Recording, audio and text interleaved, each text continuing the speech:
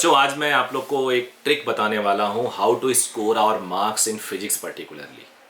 और फिजिक्स को अभी कैसे पढ़ें अगले 7 महीने के अंदर। तो अगर आप ढंग से प्लानिंग करते हो फिजिक्स के बारे में, थ्योरी पार्ट, न्यूमेरिकल पार्ट और कुछ कुछ एसर्शन एंड रीजनिंग भी आ रहे हैं इनडायरेक्टली, तो आपके स्कोर कैसे हम लोग इंश्योर करें कि 180 आउट ऑफ 180 आए। अभी से जो बच्चे एक ड्रॉप ले चुके हैं, 2 ड्रॉप ले चुके हैं, कुछ उसमें से कोचिंग ज्वाइन कर रहे हैं, कुछ टेस्ट सीरीज ज्वाइन कर रहे हैं, कुछ बच्चे कुछ भी नहीं ज्वाइन कर रहे हैं, वो यूट्यूब के वीडियोस और सेल्फ स्टडी पे बेस्ड हैं।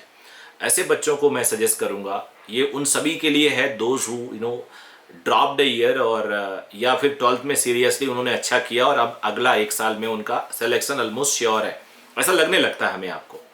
तो इन बच्चों के लिए एक पॉइंट है कि आप पैरेलली, मेरा मानना है कि आप सीक्वेंस से स्टडी कर सकते हो। सीक्वेंस भी अपने हिसाब से 2 तरीके से ले सकते हो। एक सीक्वेंस आप एकदम एनसीईआरटी को फॉलो करते हुए चलो, और एनसीईआरटी को फॉलो करते हुए चलते हो जब, तो थोड़ा सा आपके लिए बोरिंग हो सकता है अगर आप किसी गाइडेंस के साथ नहीं पढ़ रहे हो। किसी के गाइडेंस के साथ मतलब क्या हुआ कि अगर आपका एक कोई मेंटर है, कोई टीचर है, कुछ लोग जुड़े हो, जैसे मेरे साथ एक लीडर बैच बनाया है, मेरे साथ वो बच्चे जुड़े हुए हैं, तो मैं उनका मेंटर हो गया, मैं उनका लीडर हो गया और मैं उनका गाइड हूँ, तो वो बच्चे फिर बोर नहीं होंगे।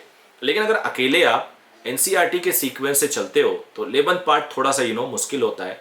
फिजिक्स में भी और केमिस्ट्री में भी सीधे फिजिकल आ जाता है, तो कई बार आपको दिक्कत हो सकती है, मज़ा नहीं आएगा और आप कहीं बार टाइम लूज करोगे अपना। तो ऐसे केस में आप 11वीं का एक टॉपिक, देन 12th का एक टॉपिक, देन 11th का सेकंड टॉपिक, देन 12th का सेकंड टॉपिक, इस सीक्वेंस में चल सकते हो। और you can define any sequence by your own choice. इस सीक्वेंस को करने के बाद अब आ जाते हैं how to study.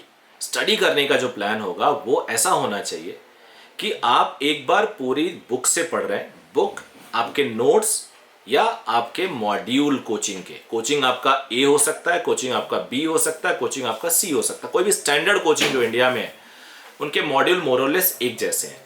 So module से आप फॉलो कर सकते हो, कोचिंग मॉड्यूल, और उसके बाद कोचिंग मॉड्यूल को आपने कंप्लीट थॉरो पढ़ लिया, थॉरो एक एक line, and then go for the solve examples of it. पूरे मॉड्यूल को पढ़ने में आपको थोड़ा फास्ट लगना पड़ेगा, बहुत स्लो नहीं पढ़ सकते। सपोज करो आपने मॉड्यूल के न्यूमेरिकल और मॉड्यूल की थ्योरी को अगर डिस्ट्रीब्यूट करना है, सो 20% टाइम आप इन रीडिंग थ्योरी और 80% solving examples and unsolved questions.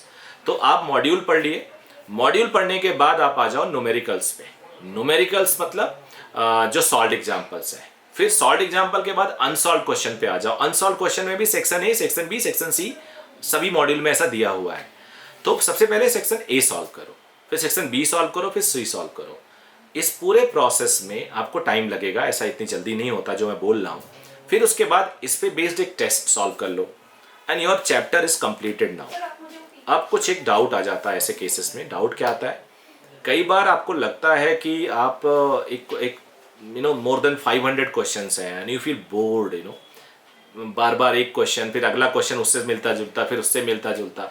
तो ऐसे में आप क्या कर सकते हो, you can follow one concept. First question solve किया, देन थर्ड सॉल्व किया, देन फिफ्थ सॉल्व किया, देन 7th सॉल्व किया।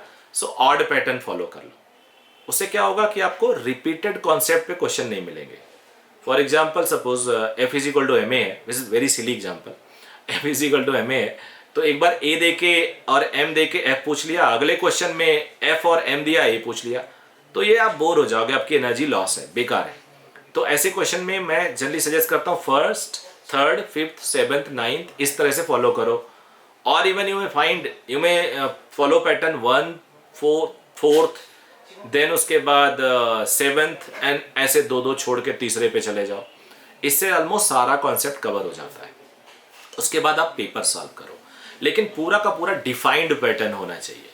मान लो अभी है, आज का डेट है 13th ऑफ दिसंबर, और आप 30th अप्रैल तक अपना पूरा सिलेबस प्लान करना चाहते हैं, तो बेस्ट ये होगा कि जनवरी, फरवरी, मार्च, अप्रैल, तो कुल मिला के जो 120 डेज है, इस 120 डेज और इस महीने के आपके 15 डेज मान लीजिए, तो 135 डेज का आप आर डिवाइड करो कि इतने घंटे आपके पास है और इतने घंटे में आपको क्या क्या कैसे कैसे करना है। तो ये डेफिनेशन इज़ वेरी इंपॉर्टेंट। अगर आप डिफाइन नहीं कर सकते तो आप ख़त्म नहीं कर सकते। तो आप एक प्लान पूरा डिफाइन करके बनाओ प्लान, टेबल पे बिल्कुल टाइम टेबल लगा दो कि ये डेडलाइन इसका है, डेडलाइन इसका है। बिल्कुल कोई डेली रूटीन मत बनाओ, बट डेडलाइन लगा दो। जब डेडलाइन होगा ना तो आप फिनिश कर पाओगे चीज़ों को। यही मेरा गुरु मंत्र है। I hope it will help. और वो सारे बच्चे जो इस चीज़ को सुन रहे हैं अभी, प्लीज़ आप कमेंट करके बताना कि आपको ये अच्छा लगा, ये वर्केबल है कि नहीं वर्केबल है। और वर्केबल नहीं होगा तो भी मुझे सजेस्ट करना कि जो भी मैं आज बताया हूँ और बताने जा रहा हूँ, ये सारी आपको चीज़ें डेफिनेटली हेल्प करेंगी। सो चैनल अगर सब्सक्राइब नहीं किया होगा तो कर भी देना प्लीज़ यार। Thank you.